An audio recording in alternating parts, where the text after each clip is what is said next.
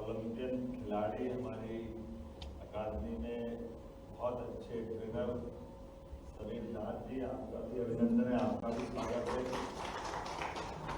इस अवसर पर मौजूद सभी काजी साहब, इमाम साहब, सारे के सारे हमारे समाजजन,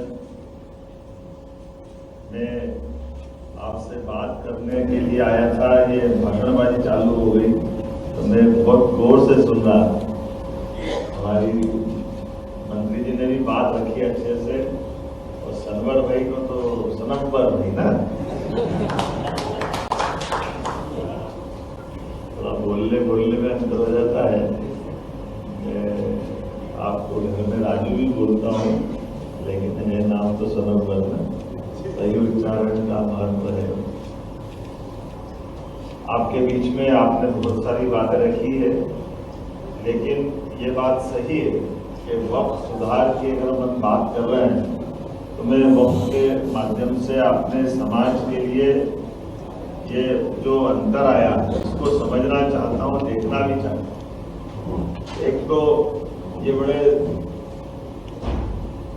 दुर्भाग्य की बात है, हमारे बीच में से हमारे ही लोग कई प्रकार से साधन संपन्न हो गए, राजनीति में चले गए, बड़ी ताकतवर हो गए। तो बड़े ताकतवर होने के बाद वो एक कहावत है ना, बड़े हुए तो क्या हुए जैसे पेड़ खजूर, पंछी को छाया न लगे फल लगे अति दूर। बड़े होगा भाई, बड़े मान लिया तो हमने कहा मना करा तुम बड़े हो जाओ, लेकिन ऐसे बड़े मत रहो कि नीचे वालों को बिल्कुल कुचल दो, उनकी चिंता नहीं करो, उनके बारे में सोचो नहीं। और आप नहीं सोचोगे तो तकलीफ कौन पाएगा? आज नहीं तो कल मवाद अगर हुआ है, घाव हुआ है, अगर उसका इलाज नहीं करोगे तो इलाज के अभाव में वो शरीर तो सड़ेगा, उसकी आगे जाके परिणति जो आएगी वो बहुत खराब आएगी। मैं आज इस अवसर पर इसलिए इसको जवाबदारी से कह सकता हूं, हम कभी कभी, लेकिन अभी अब दिख रहा है, मुझे तो इस बात का आनंद आया, कितना बदलाव आ गया आपने देखा होगा। तो समय के साथ हमारे लिए सरकार में रह करके सरकार के आधार पर एक एक काम, एक एक चीज, एक एक विषय माननीय मोदी जी ने दुनिया के सामने जब रखा तो मुझे इस बात की प्रसन्नता के सर्वाधिक रूप से उनका सम्मान अगर कहीं हुआ तो अरब राष्ट्रों में हुआ, अरब देशों ने उनका सम्मान करके बताया। सऊदी अरब, कुवैत, कतर, इराक, ईरान, कौन सा देश बच रहा? क्या क्या नहीं बताते थे मोदी जी को, बाप रे बाप बाप। और हमने सबने देखा, और अब तो मध्यप्रदेश का भी हमारा ये हिंदुस्तान की खूबसूरती है। कश्मीर चुनाव, जहां चुनाव होने के लिए फार्म भरने में केवल 500 वोट डलते थे, 500, कई जगह तो 200 वोट, और 200 वोट में एक को मिले 150 और एक को 200, तो 200 में जीत गया, क्योंकि चुनाव तो दो के बीच होता, पूरा आवाम वोट दे मत दे, लेकिन जो वोट आप गिनती तो उसी की होती जो डब्बे में डल जाए, पेटी में डल जाए, उसकी गिनती होती थी, उसी पे सरकार बन जाती थी। आज देखो बदलते दौर में नापाक ने अपनी आंखें टेढ़ी करी, पूरा देश इकट्ठा हो गया कश्मीर से लेकर के। मैं आपको धन्यवाद देना चाहता हूं, आप ये हिंदुस्तान की खूबसूरती, यह आज का समय हमको दिखा रहा है। हुर्रियत, पीडीपी, उमर अब्दुल्ला, उनके पिताश्री सब एक स्वर से बोल रहे हैं कि देश इकट्ठा है, और यही बात की जरूरत है। इसी के अलावा मैं एक छोटा सा उदाहरण सुनाता हूं। हमारे भिंड के पास एक जगह, छोटे से जगह की कस्बा है, थानेदार थाने में बैठते, दो पड़ोसी जब लड़ झगड़ के थाने पहुंचते थे, कभी एक पहुंचता दूसरे की शिकायत करने, दूसरा थोड़ी देर बाद उसकी पूछता था, थानेदार सबको समझाता था, कभी मुकदमा बना लेता था, लगातार परेशान रहता। अब एक दिन थानेदार वापस जब देख के उधर सामने से जा रहा है, तो जिन पड़ोसी की आसपास की रोज की लड़ाई हो रही, वहां बस खड़ी थी, बैंड बाजे बज रहे थे और बारात जा रही थी। वो रुका उनने, बारात किसकी जा रही? तो जो पड़ोसी से पड़ोसी लड़ रहा उसकी बारात जा रही। लेकिन वो दूसरे पड़ोसी को देखा जो झगड़ता था, उससे चकाचक कपड़े में वो भी वहां खड़ा देखा। उसका दिमाग काम नहीं कर रहा था कि ये क्या हुआ। उसने मोटरसाइकिल लगी, इधर बुला, इधर आया, कहा जा रहा है? लेकिन की बारात में जा रहा है बच्चे की। तो उसने कहा तुम तो रोज लड़ते रहते हो, यहाँ क्या कर रहे हो, इसे बारात में जा रहा हो? तो वो उनसे उलट पूछता है, थानेदार साहब पढ़े लिखे हो क्या? नहीं। थानेदार तो गुस्सा के साले मेरी पढ़ाई पूछ रहे। बोले हाँ मैं पूछ रहा हूँ आपकी पढ़े लिखे हो क्या? बोले कैसे पूछ रहे हैं? बोले आपको इतनी सी बात समझ में नहीं आती? अरे हम गांव के लोग रोज लड़ते रहेंगे, लेकिन बाहर जाएंगे तो इकट्ठे रहेंगे ना, अलग कैसे होगा?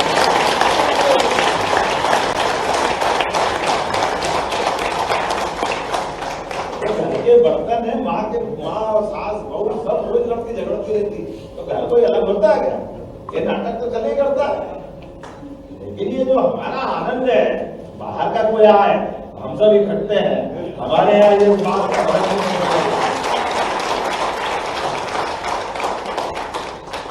ये जो मजा है, ये जो आनंद है, इसलिए अपने यहाँ रोज उठाए वो कहीं से भी देख लो, किसी को देख लो, बेचारे जो जाने अनजाने राजनीति के शिकार हो गए 47, उनकी आज पाकिस्तान में हालत क्या होगी?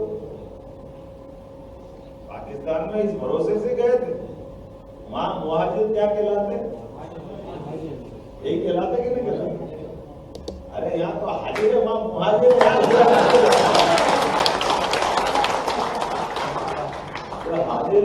जवाब भी उसका जो मजा है, इसके चक्कर में पड़े।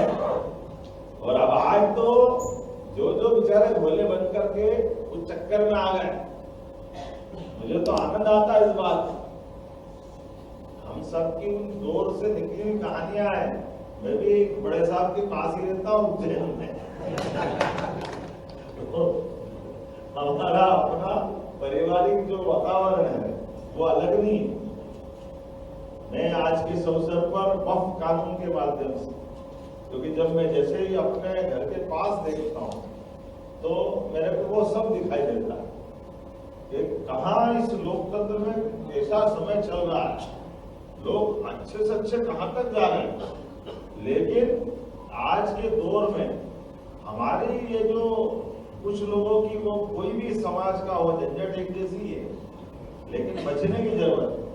आज ये वक्फ कानून के माध्यम से जब हमारे अपने वक्फ मतलब दान की थी, और दान की चीज तो सुरक्षित रहना ही चाहिए, वो तो अपने लिए पालने की चीज है। लेकिन लोग अपने घर की समझने लग जाते हैं, और जब उनके मतलब की बात है तो समाज को पीछे लगाने की बात है। लेकिन समाज सब समझ गया है, इनके चक्कर में पड़ने वाला नहीं। ये जो अपने अंदर की अच्छाई, और ये सच में कानून बनाकर, आप बताइए 2013 के पहले क्या था? 2013 के पहले तो वही था, आपने बदलाव लिया है, और बदलाव का दुरुपयोग कैसे किया? बताया तो ये था कि बहुत फायदा हो जाएगा, ये हो जाएगा, वो हो जाएगा, वो हो जाएगा। मैं मेरा एक किस्सा सुनाता हूँ, मेरे मिडिल का किस्सा है, आपके आसपास भी गुजरा होगा कभी देखना।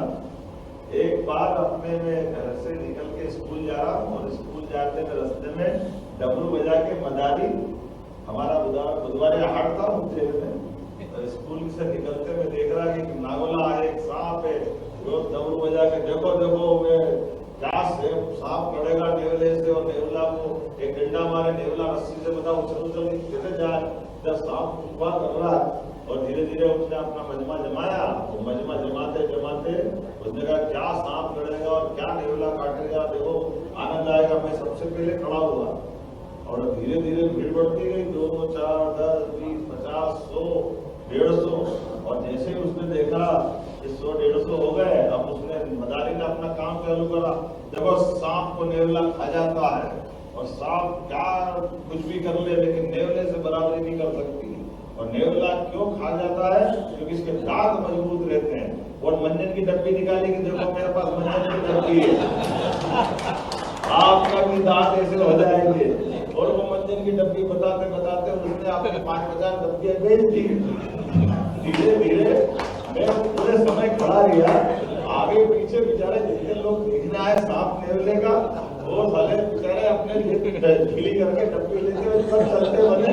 मैं आखिरी खड़ा रहा, मैंने उससे पूछा चोरे भाई, उसने तो कहा कि सांप से नेवले की लड़ाई कराऊंगा और तुमने तो कुछ करा नहीं, ये कराओ ना, मैं तो देखने के लिए खड़ा हूँ। उन्होंने कहा भैया तो घर जाया, मेरा सांप को मरवा गया, कल फिर सांप बेच दिए, अपना मंजन बेचना है। हमको ऐसे चालाक लोगों से सावधान रहना। ये सारे चालाकी करने आते हैं और असली में ये इनका मंजन बेच रहे। कोई ने कॉलेज खोल दिया, बताओ आप, कोई बड़ी बड़ी प्रॉपर्टी बना, क्या क्या नहीं करा। लेकिन जब मौका पड़ा सही को सही कहने का, तो आज सही को सही नहीं कह रहे। मैं इस बात के लिए सनवर भाई का धन्यवाद देता हूं। इनने अपने लिए, और कई बार मैं समझाता भी हूँ, अच्छा खासा खाता पीता परिवार का, अच्छे खानदान का, बाल बच्चे भी डॉक्टर बन गए, अच्छे मुकाम पे है, लेकिन समाज सेवा कीजिए, समाज सेवा कीजिए, सही को सही कहने कीजिए। ये उस दौर से मेरे से जुड़ा है जब में अभी भाई तो जानते हैं, उज्जैन परसों से झंडे उठा उठाकर हमारे खिलाफ, हमारे बड़े बड़े सुल्तान लाला और क्या क्या नाम थे बड़े बड़े उज्जैन में, कोई बड़े बड़े नाम कम नहीं। लेकिन जब मैं बीजेपी में था और हमारी सरकार भी नहीं थी, तब सनवर भाई मेरे से जुड़े, तो मैं कुछ चक्कर में पड़ गया, नहीं भाई मरेगा, क्या चक्कर में पड़ गया, हमारी तो सरकार है नहीं। और ये सरकार में क्या बेचारे को मुकदमा करना बन गया और समाज में अलग, क्योंकि वो दौर ऐसे ही चलता था। ये समाज केवल एक ही पार्टी का झंडा उठा के दिखता था उस समय, बड़ी मुश्किल थी। मैंने कहा इसका क्या होगा, तो जब मेरे पास आया मैंने कहा आ गया तो गले तो लगा ही लेता हूँ, मैं भी क्या करूँ, आओ भाई आओ। लेकिन हमारे परिवार की पहचान थी, तो हमने कहा कोई बात नहीं, अपने लिए अब हम भी आपसे अलग तो नहीं, लड़ने झगड़ने में हमारा घर परिवार भी एक जैसे ही है। तो हमने कहा दुनियादारी में तो सब चलता रहता है, लेकिन काले जीवन से जो अच्छे लोग रहते हैं, सच्चे लोग रहते हैं, जोड़ के खड़े कर लो। लेकिन ये जब आया तो कई सारे मित्रों ने उस समय के कहा, अरे तुम कहाँ चले गए, किस पार्टी में चले गए। मेरे से बोले कि क्यों इसका जीवन बर्बाद कर रहे हो। हमने कहा बर्बाद नहीं कर रहा, आबाद कर रहा, तुम बर्बाद कर रहे हो। तुम्हारे को कांग्रेस ने भी कुछ नहीं दिया और इसको नहीं कर रखना।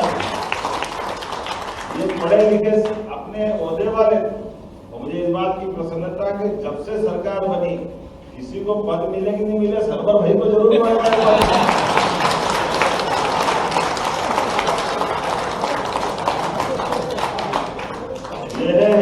हिम्मत की कीमत,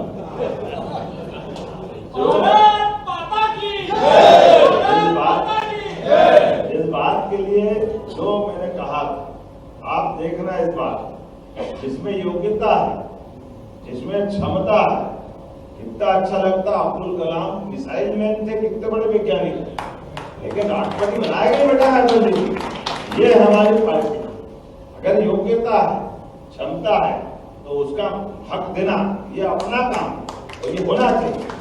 और ये नहीं ऐसे लंबी, सनवर भाई भी उस लाइन में आते, इतना अच्छा लगता है। अरे आज मैं कहता हूँ आपके बच्चे भी डॉक्टर बने, ये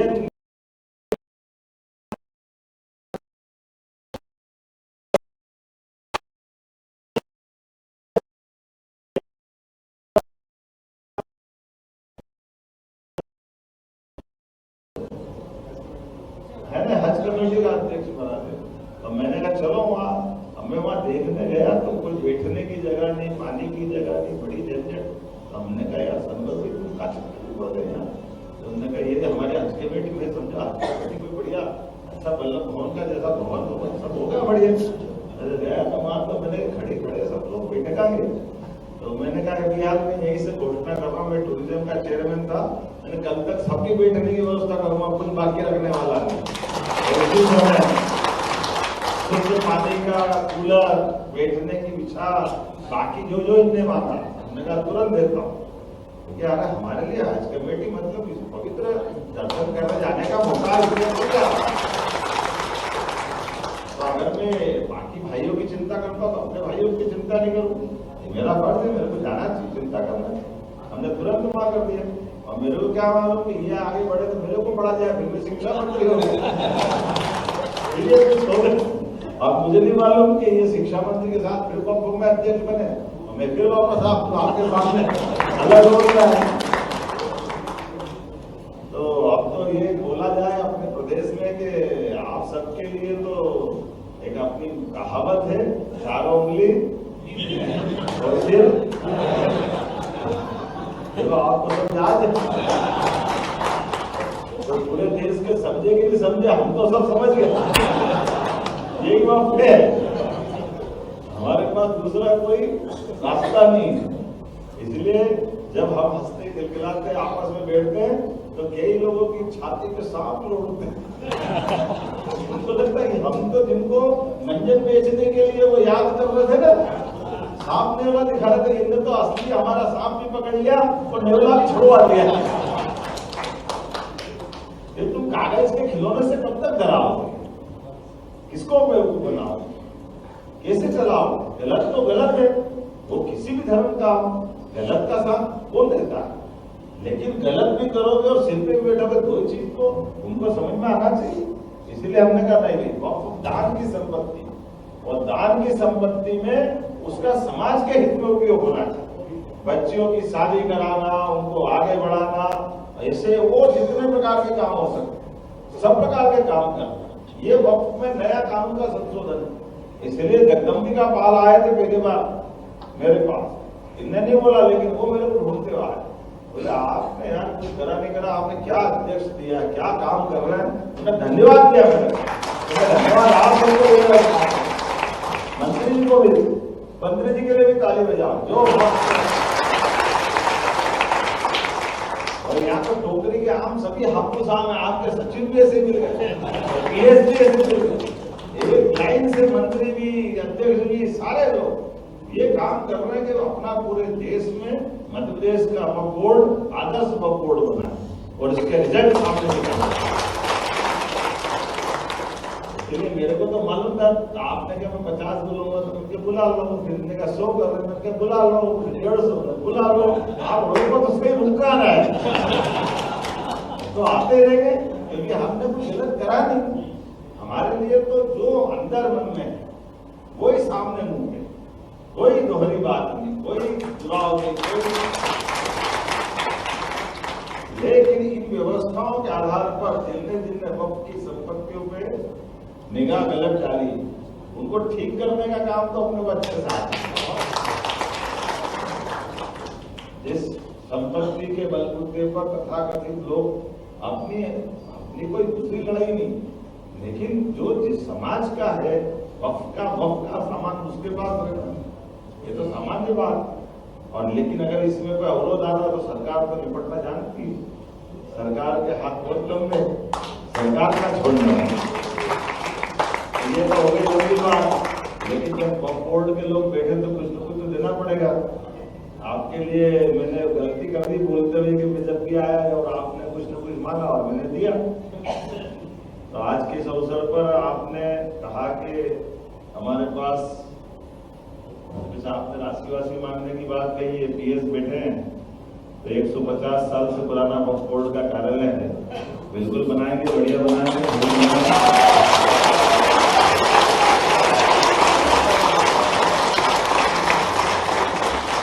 और वक्त के भवन का नाम पूर्व राष्ट्रपति डॉक्टर APJ अब्दुल कलाम के नाम पे करा है।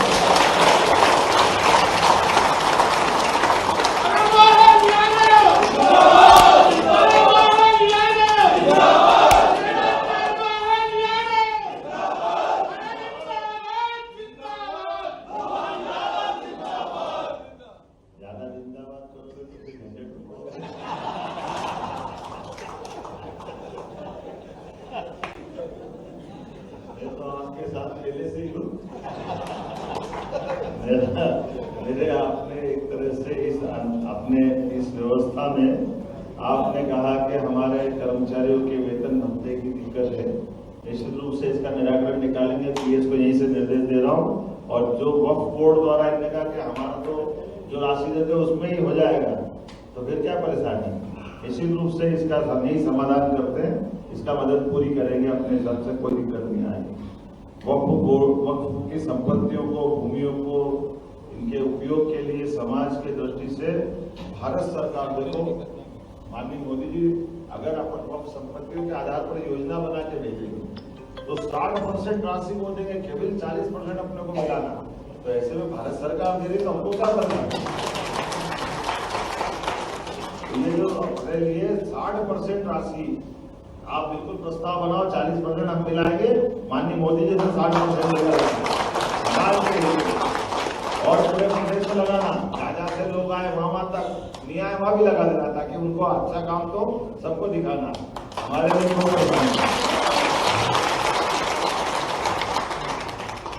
अब ये तो बहुत सारी बात है। अगली बार भी बोलूंगा, एक ही बार में तो नहीं बोलूंगा।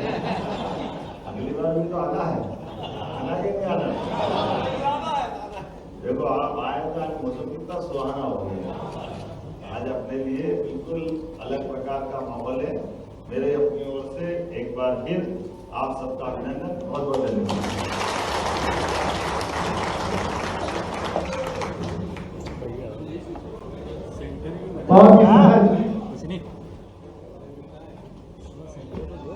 बहुत ही सरल। क्यों ऑफिस साहब क्या हुआ? अभी बताएंगे, बता मतलब से समय लिया। एक जिलावार फोटो से हो जाएगा। एक मिनट। बहुत ही सहज, बहुत ही सरलता से भाई साहब अपनी बातों में बड़ी बड़ी बातें बोल रहे हैं। नहीं देखा पा रहा हूँ। आज से ऑडियो के चक्कर में